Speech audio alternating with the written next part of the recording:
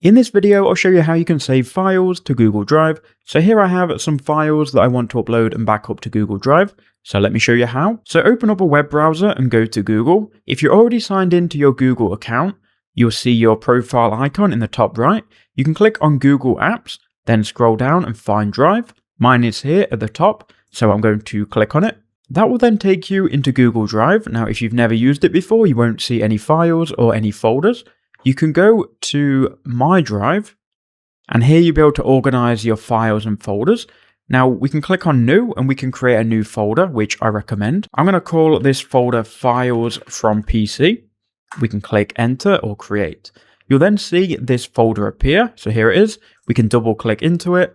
And now we can either drag files onto this, or you can go New, File Upload, then find your files.